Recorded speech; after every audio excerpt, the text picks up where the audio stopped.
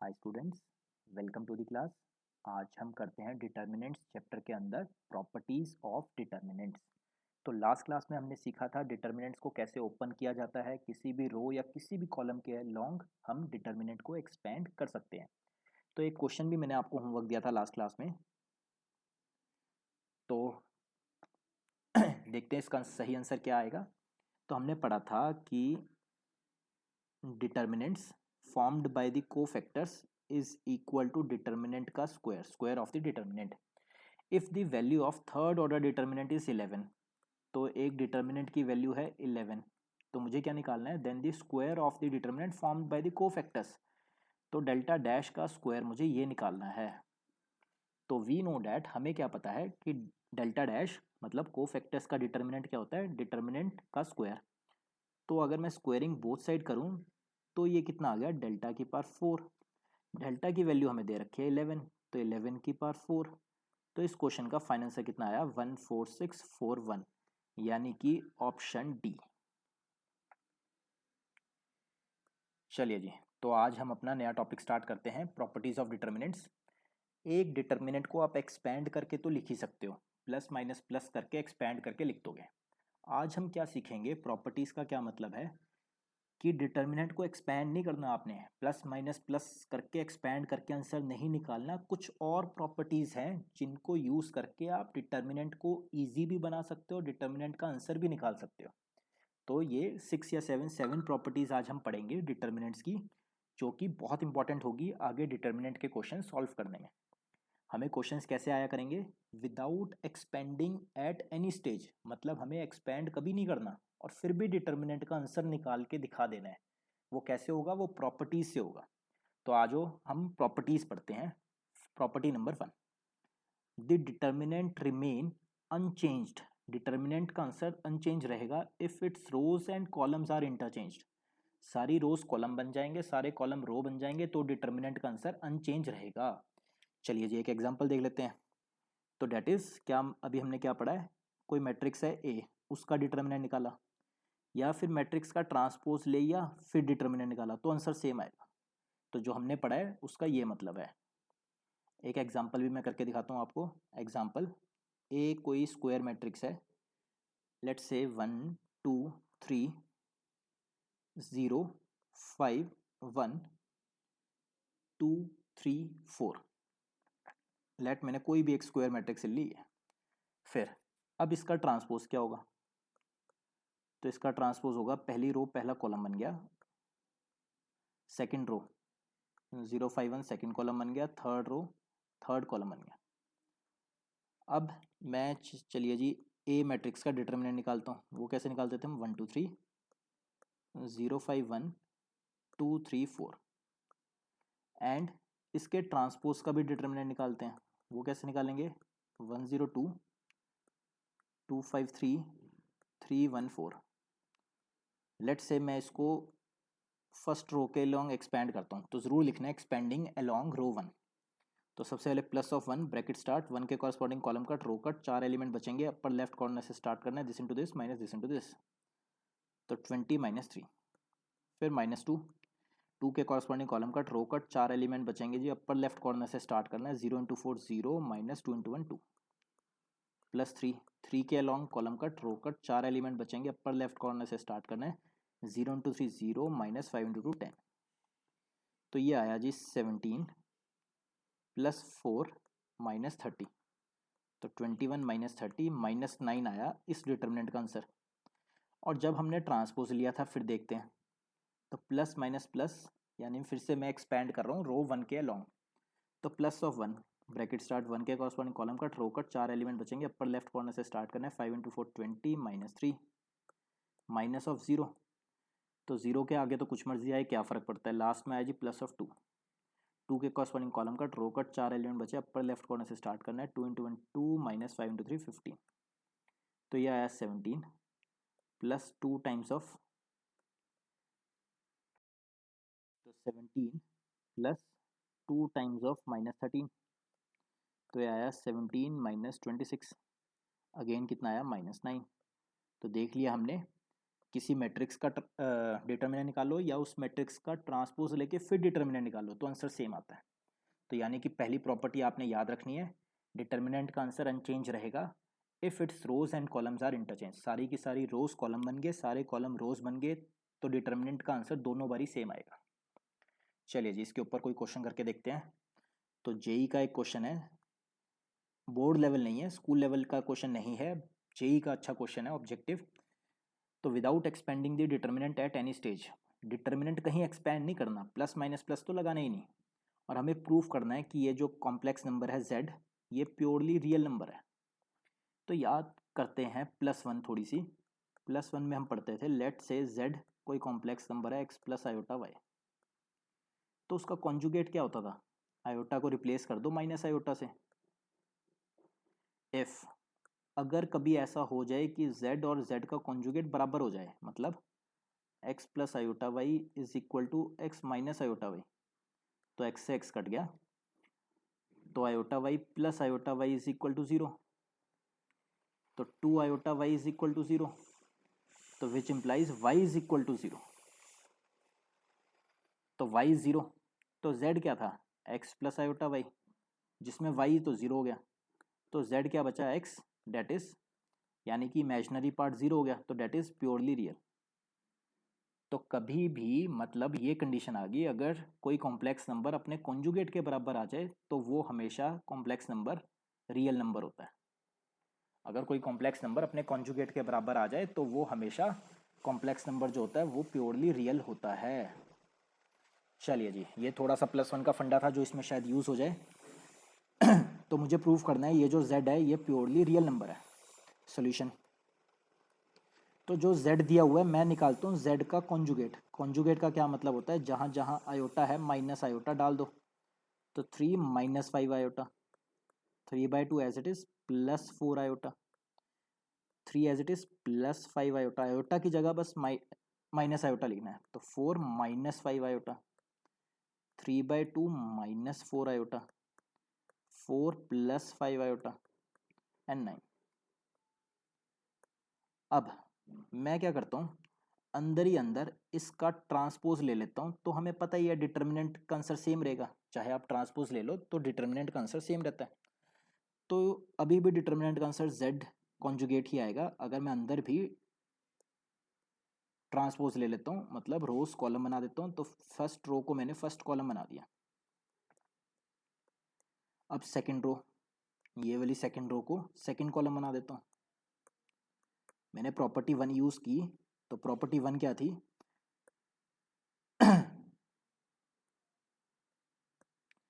कि अगर ट्रांसपोज ले लेते हो, रोज को कॉलम, कॉलम को रोज बना देते हो, तब भी डिटर्मिनेंट का आंसर सेम रहेगा। तो मैंने ऊपर वाले डिटर्मिनेंट में सिर्फ और सिर्फ थर्ड रो को थर्ड कॉलम बना दिया, यानी कि ट्रांसपोज ले लिया, तो भी आंसर क्या रहेगा, z का कॉन्जुगेट। और अब ये डिटर्मिनेंट क्या बन गया, बहुत ध्यान से क्वेश्चन देखो, ये तो z ही आ गया, ये डिटर्मिनेंट तो z बन गया, तो यानी कि det is z dash, z का कॉन्जुगेट तो z के बराबर आ गया, तो ये वाली चीज़ बन गई जो हमने अभी थ्योरी में पढ़ी थी। तो therefore z is purely real. तो जब किसी कॉम्प्लेक्स नंबर का उसी के कॉन्जुगेट के बराबर आ जाता है तो वो कॉम्प्लेक्स नंबर प्योरली रियल बन जाता है। तो बहुत अच्छा क्वेश्चन है, सिर्फ उन्हीं के लिए इंपॉर्टेंट है जो कंपटीशन की तैयारी कर रहे हैं। तो स्कूल एग्ज़ाम के लिए या कॉमर्स स्टूडेंट्स के लिए या सिर्फ जिसको बोर्ड की तैयारी करनी है उसके लिए ये क्वेश्चन बिल्कुल इंपॉर्टेंट नहीं है। चलिए जी, नेक्स्ट लेते हैं अब, नेक्स्ट प्रॉपर्टी। तो पहली प्रॉपर्टी क्या थी, ट्रांसपोज लेने के बाद भी अगर डिटर्मिनेंट निकालता है तो भी आंसर सेम रहेगा। सेकेंड प्रॉपर्टी क्या है, interchange of any two rows, सिर्फ दो रोज आपस में इंटरचेंज कर दो तो बाहर माइनस का साइन आ जाता है, या कोई भी दो कॉलम्स को आपस में इंटरचेंज कर दो किसी डिटर्मिनेंट के अंदर तो उसका साइन चेंज हो जाएगा। मैं आपको एग्जांपल देके बताता हूँ। तो लेट्स से अभी मैं डिटर्मिनेंट निकालता हूँ, अभी जो हमने निकाला ही था 1 2 3, पिछले क्वेश्चन में जो मैंने एग्जांपल लिया था 0 5 1 एंड 2 3 4, इसको प्लस माइनस प्लस लगा के मैंने सॉल्व करा था, तो आप पहले भी देख सकते हैं आंसर आया था -9। अब मैं इसमें क्या चेंज करता हूँ, कोई भी दो रोज को बस चेंज करना है, कोई भी दो रोज या कोई भी दो कॉलम को। तो अब मैंने बना लिया नाउ लेट से मैंने इसमें ऑपरेशन लगाया कि row one is replace by row two, row one की जगह रो टू की जगह रो वन। तो ये लिखना होता है, जो भी आपने ऑपरेशन लगाना है वो लिखना है। तो मैंने रो वन को रो टू बना दिया और रो टू को रो वन बना दिया, सिर्फ पहली दो रोज को इंटरचेंज कर दिया। अब निकालते हैं डिटरमिनेंट। तो प्लस माइनस प्लस लगा के एक्सपेंड करते हैं। तो प्लस ऑफ ज़ीरो कोई फ़ायदा ही नहीं, फिर माइनस ऑफ 5। तो 5 के कॉरस्पॉन्डिंग कॉलम कट रो कट, 4 एलिमेंट बचे। अपर लेफ्ट कॉर्नर से स्टार्ट करना है, 1 into 4 4 minus 2 into 3 6 plus 1 bracket start, 1 के कॉरस्पॉन्डिंग कॉलम कट रो कट, 4 एलिमेंट बचे। अपर लेफ्ट कॉर्नर से स्टार्ट करना है, 1 इंटू 3 3 माइनस 2 इंटू 2 4। तो -5 -2 +1 -1, तो ये आया जी माइनस माइनस 10 -1 यानी 9। तो देखो पिछली बार आंसर -9 आया था, इस बार 9 आ गया।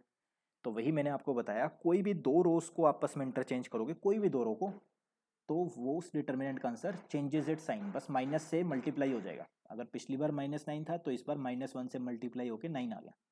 या कोई भी दो कॉलम को मैं इंटरचेंज करता, लेट से एग्जाम्पल मैंने क्या करा, कॉलम 1 और कॉलम 3 को रिप्लेस करा। इसी पहले वाले में कॉलम 1 और कॉलम 3 को रिप्लेस करा, तो कॉलम 3 आ गया 1 की जगह, column 2 as it is, and column 1 आ गया 3 की जगह। अब देखते हैं, तो प्लस माइनस प्लस लगा के एक्सपेंड करा। तो प्लस ऑफ 3 ब्रैकेट स्टार्ट, 3 के उसमें कॉलम कट रो कट, 4 एलिमेंट बचेंगे।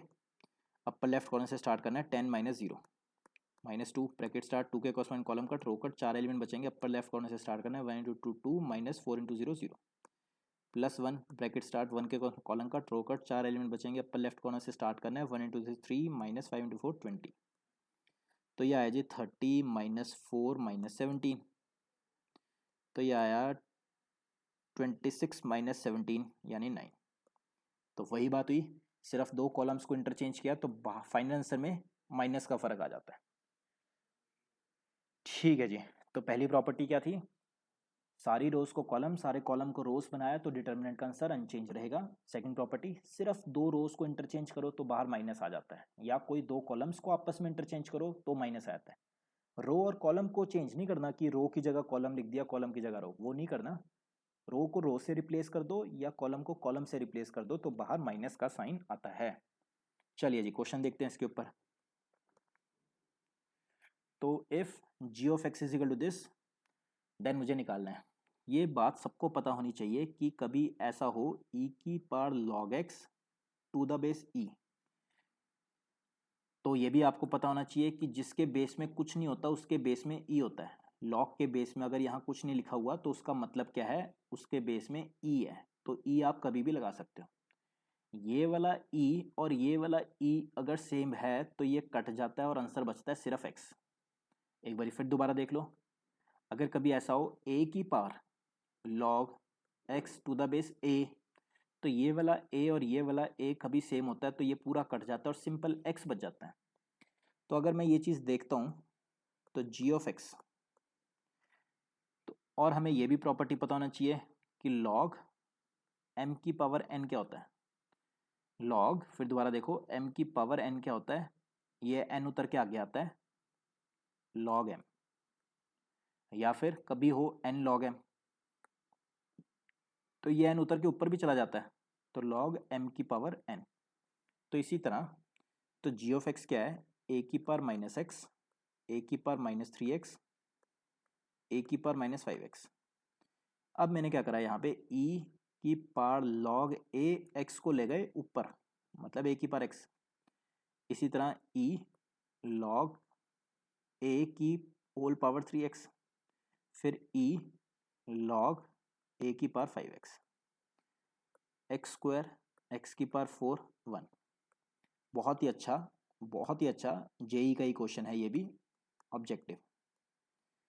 फिर अब मैंने आपको बताया था लॉग के बेस में अगर कुछ नहीं होता तो उसके बेस में ई होता है, तो यहाँ ई था, इसका मतलब यहाँ पे भी ई था और यहाँ पे भी ई था। तो ये सारा कटा, ये सारा कटा, ये सारा कटा, और नेक्स्ट स्टेप में बचा क्या, जी ऑफ एक्स कितना आया, ए की पावर माइनस एक्स, ए की पावर माइनस 3x, ए की पावर माइनस 5x। अब ए की पावर एक्स ए की पावर 3x, ए की power 5x, x square, x की पावर 4 1। नाउ अब मैं निकालना चाहता हूँ जी ऑफ माइनस एक्स। तो क्या मतलब हुआ, जहाँ जहाँ एक्स है वहाँ वहाँ माइनस एक्स लिख दो। तो यहाँ एक्स की जगह मैंने लिखा माइनस एक्स, तो माइनस एक्स माइनस क्या हो गया, प्लस एक्स। सिमिलरली जहाँ जहाँ एक्स है वहाँ वहाँ माइनस एक्स डाल दिया, तो ये क्या आ गया, minus x, minus 3x, minus 5x। Minus x का होल स्क्वायर कितना हो जाएगा, एक्स स्क्वायर, एक्स की पावर 4 1। नाउ अब मैंने क्या करा, इसके अंदर इन दो कॉलम्स को इंटरचेंज किया। तो इन दो कॉलम्स को इंटरचेंज किया, इसको बोल देते हैं जी इक्वेशन नंबर 1। तो जैसे ही मैंने दो कॉलम्स को इंटरचेंज किया तो क्या आएगा, तो जी ऑफ माइनस एक्स, तो जैसे ही दो कॉलम्स को इंटरचेंज करता हूँ तो बाहर माइनस आ जाता है। अब हम दो कॉलम्स को इंटरचेंज कर सकते हैं, तो ए की पावर माइनस एक्स, ए की पावर माइनस 3x, ए की पावर माइनस 5x, ए की पावर एक्स, ए की पावर 3x, ए की power 5x, x square as it is, x की power 4 as it is, 1 as it is. अब आप अगर बहुत ध्यान से देखो तो बताओ ये क्या चीज़ बन गई है।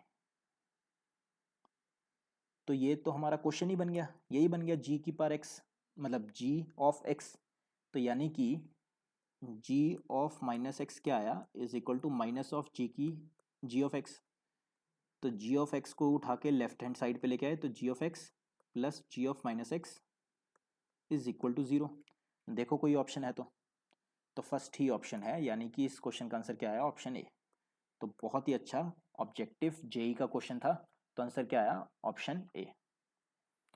चलिए जी, अभी हमने दो प्रॉपर्टीज पढ़ी, दोनों के ऊपर एक एक क्वेश्चन देखा। पहली प्रॉपर्टी क्या थी, ट्रांसपोज लेने के बाद और ट्रांसपोज लेने से पहले डिटर्मिनेंट का आंसर सेम रहता है। सेकंड प्रॉपर्टी क्या थी, कोई भी दो रोज को आपस में इंटरचेंज करो तो बाहर माइनस का साइन आ जाएगा, या फिर कोई भी दो कॉलम्स को इंटरचेंज करो तो बाहर माइनस का साइन आ जाएगा। थर्ड प्रॉपर्टी, किसी डिटर्मिनेंट के अंदर अगर कोई दो रोज आइडेंटिकल है या कोई दो कॉलम बिल्कुल सेम है तो उस डिटर्मिनेंट का आंसर बिना सोचे समझे 0 लिख सकते हो। या फिर इसको इस शेप में भी कह सकते हैं, किन्हीं दो रोज का सम थर्ड रो के बराबर हो तो भी उस डिटर्मिनेंट का आंसर 0 है, या किन्हीं भी दो कॉलम्स का सम थर्ड बचे हुए कॉलम के बराबर हो तब भी उस डिटर्मिनेंट का आंसर 0 होता है। या इस शेप में भी कह सकते हैं, पूरी रो मतलब एक रो के सारे एलिमेंट्स 0 हों या किसी एक कॉलम के सारे एलिमेंट्स 0 हों तब भी उस डिटर्मिनेंट का आंसर 0 होता है। इनके ऊपर एक एग्जांपल करके देखते हैं। तो मैं क्या कहना चाह रहा हूँ, मान लेते हैं डिटर्मिनेंट है 1 2 3 4 5 6 अगेन 1 2 3। तो आप बिना सोचे समझे इस डिटर्मिनेंट का आंसर 0 लिख सकते हो। और रीजन में क्या लिखोगे, because row 1 and row 3 are identical. और कुछ नहीं, बस ये ऐसे लिखना है, row 1 and row 3 are identical, therefore determinant का आंसर कितना आया, 0। आप प्लस माइनस प्लस करके भी देख सकते हो, इसका आंसर 0 ही आएगा। या कोई दो कॉलम सेम हो तब भी आंसर कितना आता है, 0। अच्छा जी, या फिर देखना बहुत ध्यान से, 1 2 3 2 3 4 3 5 7, इसका आंसर भी 0 हो जाएगा। और रीज़न क्या लिखोगे आप, बिकॉज रो 1 और रो 3 को ऐड करा तो क्या आ रहा है, रो 2 आ रहा है। मैंने कहा था कि नहीं भी दो रोज का सम सम थर्ड रो के बराबर आए तो भी उस डिटरमिनेंट का आंसर 0 आता है। या इसी तरह दो कॉलम्स का सम थर्ड कॉलम के बराबर आए तब भी 0 है। या फिर मैंने और क्या बताया आपको, किसी एक कॉलम या किसी एक रो के सारे एलिमेंट अगर 0 है तो बिना सोचे समझे उसका आंसर 0। रीजन क्या लिखोगे, because all elements of column 3 are 0। चलिए जी, इसके ऊपर कोई क्वेश्चन करके देखते हैं। ये भी एक बहुत ही अच्छा IIT जेई का क्वेश्चन है। एफ ऑफ एक्स दे रखा है, एफ ऑफ पाई बाय 4 पूछा है, तो जहां जहां एक्स है वहां वहां पाई बाय 4 डाल दीजिए। तो 1/√2 as it is, 1/√2 as it is, 1 as it is, sine pi by 4, cos pi by 4, 1 as it is, 1 as it is, pi by 4, pi square by 16। तो ये क्या है जी, 1/√2, 1/√2 1, साइन 45 कितना होता है 1/√2, कॉस 45 1/√2 1, 1 π/4 π²/16। तो बिना सोचे समझे एक्सपैंड तो करना ही नहीं, आंसर 0। रीज़न क्या लिखोगे, बिकॉज कॉलम 1 एंड कॉलम 2 दोनों कॉलम बिल्कुल सेम है, आर आइडेंटिकल। तो 3 प्रॉपर्टीज हमने सीखी। पहली प्रॉपर्टी क्या थी, ट्रांसपोज लेने से पहले और ट्रांसपोज लेने के बाद डिटर्मिनेंट का आंसर सेम आता है। सेकंड, किन्हीं भी 2 रोज को इंटरचेंज करो या किन्हीं भी 2 कॉलम्स को इंटरचेंज करो, बाहर माइनस का साइन आ जाता है।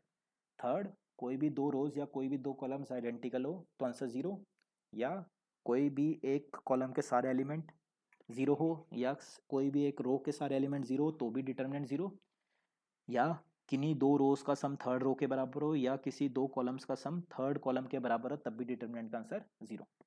चलिए जी, fourth property, if all the elements of one row or one column are multiplied by a non-zero number k, then the value of new determinant is k times the value of original determinant। इसका क्या मतलब हुआ कि आप, इसका क्या मतलब हुआ, एग्जाम्पल मान लेते हैं ये कोई डिटर्मिनेंट था k times of x1, k times of x2, k times of x3, y1 y2 y3 z1 z2 z3, कि भाई इस पूरे को आप प्लस माइनस प्लस लगा के सॉल्व करोगे, इससे अच्छा है k को बाहर निकाल लो और x1 x2 x3 y1 y2 y3 z1 z2 z3 इसको सॉल्व कर लो तो भी आंसर सेम आएगा। याद करो, मैंने मैट्रिसेस कराते हुए आपको बताया था कि मैट्रिसेस में से जब कॉमन आता है तो सारे एलिमेंट में से कॉमन आना चाहिए, सारे के सारे एलिमेंट्स में से, लेकिन डिटर्मिनेंट्स में से जब बाहर आता है तो किसी भी एक रो में से ही बाहर आ जाता है। जे एक रो के तीनों एलिमेंट में के आ रहा है तो के बाहर आ गया, या जब के अंदर भी जाएगा तो किसी भी एक रो से मल्टीप्लाई होगा, सिर्फ सारे एलिमेंट से मल्टीप्लाई नहीं होगा। तो डिटर्मिनेंट्स में जब कॉमन आता है तो किसी एक रो में से कॉमन आ जाता है या किसी एक कॉलम में से भी कॉमन आ जाता है।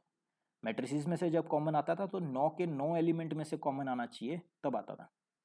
चलिए जी, इसके ऊपर देखते हैं आप कोई क्वेश्चन, या एक और एग्जांपल मैं बता देता हूँ आपको। लाइक एक डिटर्मिनेंट है 2 4 6 1 5 2 3 2 1। अब देखिए, इसको एक्सपेंड करने की जगह मैं क्या कर सकता हूँ, पहली रो में से 2 कॉमन ले लेता हूँ और अब थोड़ा छोटा हो जाएगा, इसको एक्सपेंड कर लीजिए आप, तो भी मैं कह रहा हूँ आंसर सेम आएगा।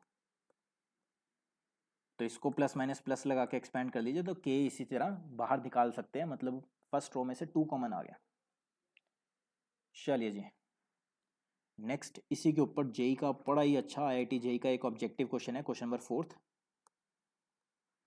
If x1 and x2 and y1 and y2 are the roots of the equation, तो इस इक्वेशन के 2 रूट्स है x1 एंड x2 एंड इस इक्वेशन के 2 रूट्स है y1 एंड y2, तो हमें इस डिटर्मिनेंट का आंसर निकालना है। हमने 10th क्लास में पढ़ा था, अगर 2 रूट्स है x1 and x2, sum of roots क्या होता था, सम ऑफ रूट्स होता था -b/a, तो यानी माइनस ऑफ -18/3, यानी ये आया 6। इसी तरह प्रोडक्ट ऑफ रूट्स होता था, प्रोडक्ट ऑफ रूट्स होता था c/a, तो c कितना 9, a कितना 3, तो ये आया जी 3। इसी तरह इस इक्वेशन में सम ऑफ रूट्स कितना होगा, -b/a, and product of roots क्या होगा, c/a। चलिए जी, अब वैल्यूज पुट करते हैं। x1 x2 की जगह प्रोडक्ट ऑफ रूट्स निकाला था हमने 3, y1 y2 की जगह अभी निकाला 2, 1 एज इट इज।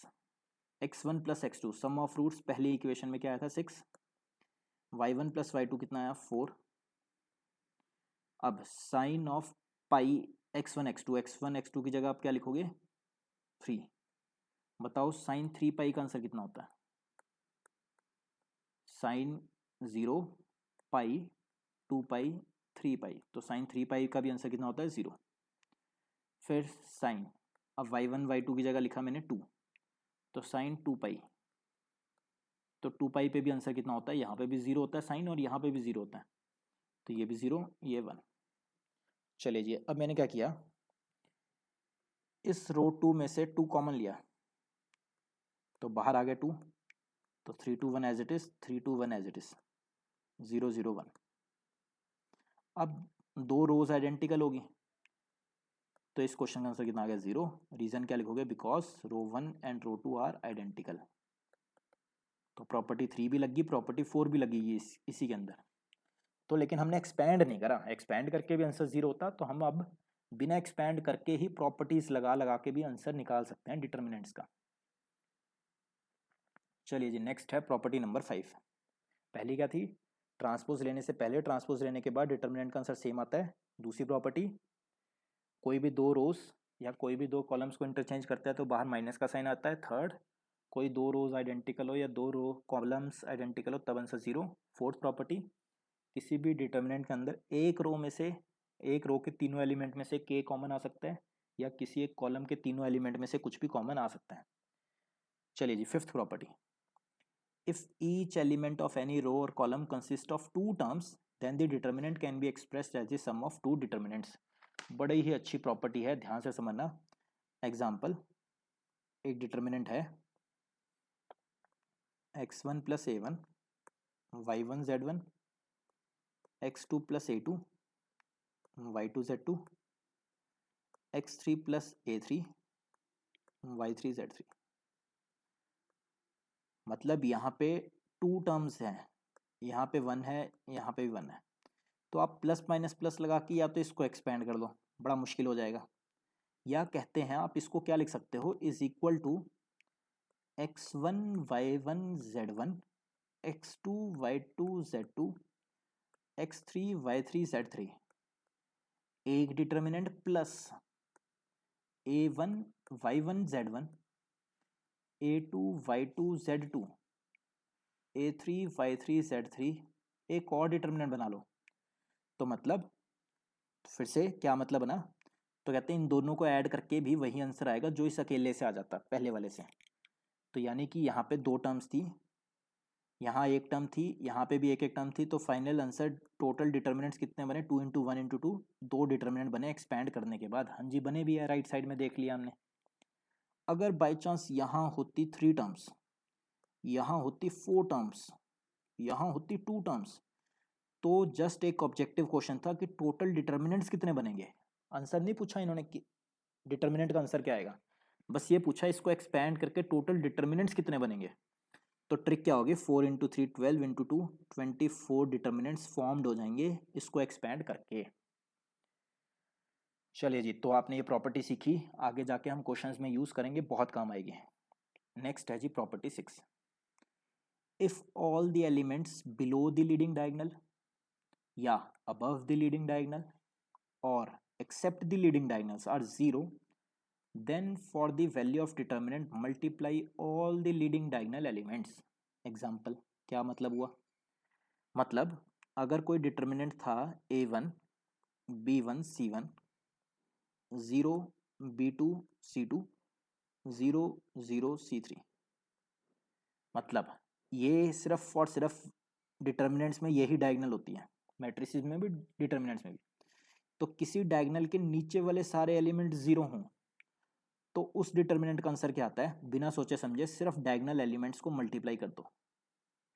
तो मतलब आंसर कितना आया, a1 b2 c3। इस डिटर्मिनेंट को जब आप एक्सपैंड भी करोगे प्लस माइनस प्लस लगा के तो यही आंसर आएगा। चलिए जी, या फिर एक और एग्जांपल लेते हैं, a1 0 0 a2 b2 0 a3 b3 c3। किसी डायगोनल एलिमेंट के ऊपर वाले सारे एलिमेंट 0 हों तब भी इसका आंसर क्या आएगा, multiplication of diagonal element a1 b2 c3। या फिर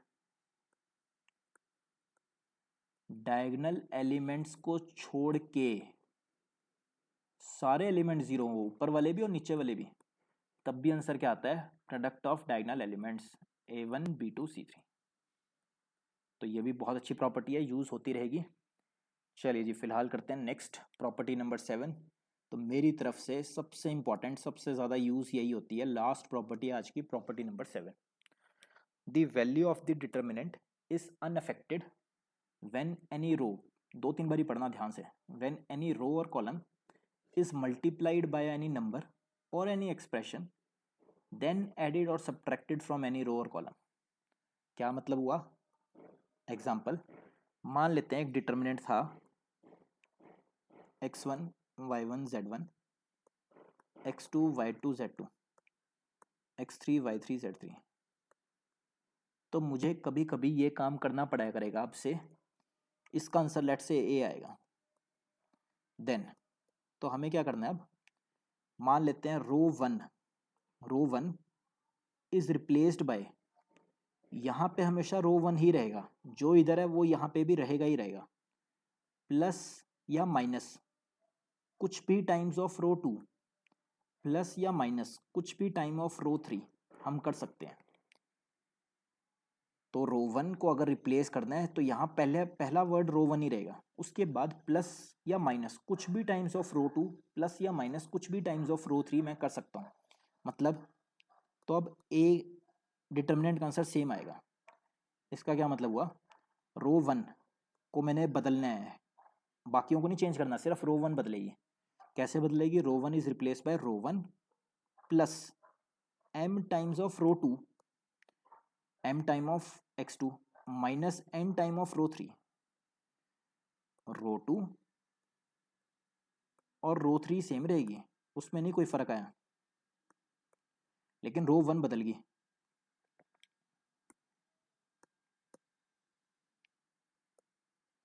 तो अब नेक्स्ट ये y1 एलिमेंट क्या हो जाएगा, क्योंकि ये रो वन का एलिमेंट है, तो row one is replace by row one plus M times of row two minus N times of row three. फिर row one is replace by row one plus M times of row two minus N times of row three.